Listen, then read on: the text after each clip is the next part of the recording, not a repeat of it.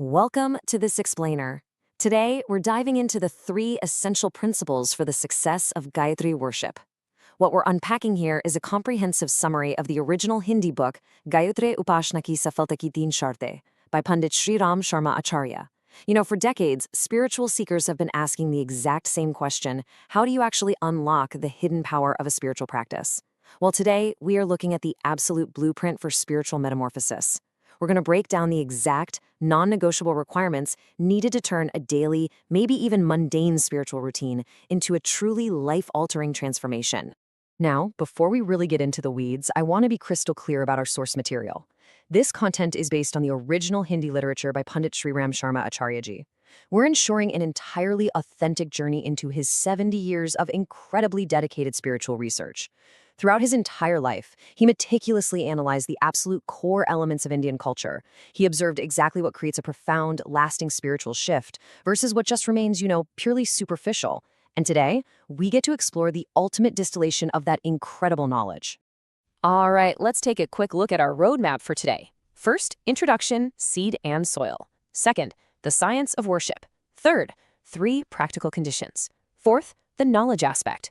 Fifth, 3 philosophical pillars. And finally, number 6, our summary and conclusion.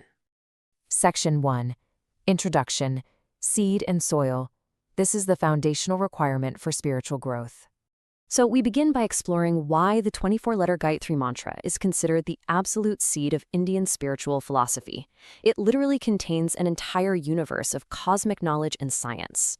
But this brings us to a really fascinating, almost frustrating question that puzzles so many seekers.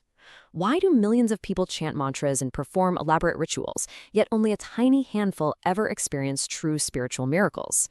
Why does the exact same process fail entirely for some while completely transforming the lives of others? The answer is actually pretty simple. Mechanical repetition, just mindlessly counting beads or moving your lips, is not true devotion. Without a deep internal engagement, these practices are just physical exercises. Think about it like this. Doing mechanical rituals is like taking a highly potent, precious seed and tossing it onto a barren, dry rock. It doesn't matter how powerful or divine that seed is. On a hard surface with zero nourishment, it's just going to bake in the sun. It'll never sprout. Soulful worship, on the other hand, is like planting that seed in rich, incredibly fertile soil.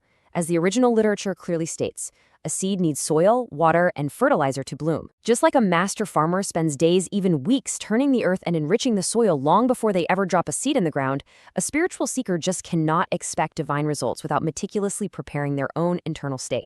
Moving on to Section 2, the science of worship, or Vigyan, the practical mechanics behind spiritual success. We really need to shift our perspective here and understand that authentic worship is a precise science. It's not a blind gamble. It's not just a wish you cast into the wind, hoping the universe might magically catch it. The source literature dictates that to actually achieve external results, the Vigyan side of things, your worship has to be supported by 3 absolutely non-negotiable practical prerequisites. Number 1, an unshakable faith that grounds your entire practice. Number 2, a highly refined personality to serve as a pure vessel. And number 3, possessing high, selfless objectives to guide that spiritual energy. Section 3.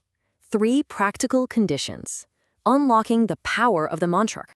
What's truly fascinating here is how Pandit Sri Ram Sharma Acharya ji takes these high-level conditions and breaks them down into actionable, everyday life principles. This is the essential fuel for the engine of devotion. Let's look at the first one. Atut Shraddha, or unshakable faith. The literature notes that faith actually has a magnetic power. Think of it as the literal gravity of the spiritual universe. Just as gravity holds entire galaxies together, faith is what holds your spiritual practice together. With true, absolute faith, a mere stone can become a living deity. It pulls the divine straight down into the mundane. But without this immense gravitational pull, reciting mantras is just empty labor. You're just scattering your energy out into the void. The second condition requires a parishkrit vyaktitva, a refined personality. Your character has to be deeply rooted in morality, self-control, and a true spirit of service. Why? Because divinity absolutely refuses to reside in a corrupted vessel. Imagine trying to pour pure, crystal-clear mountain spring water into a muddy, toxic glass.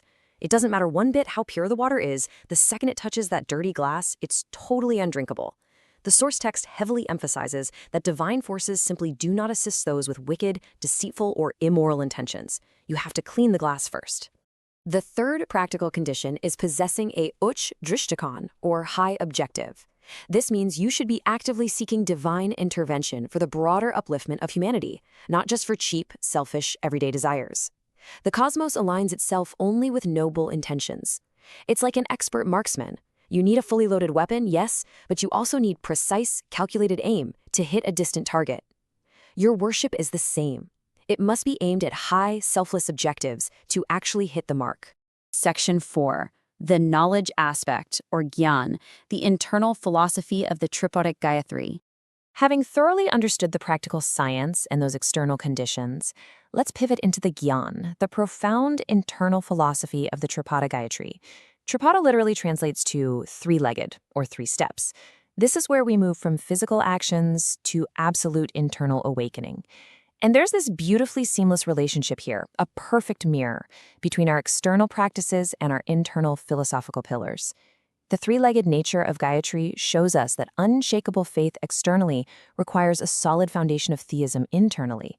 A refined personality on the outside demands deep spirituality on the inside.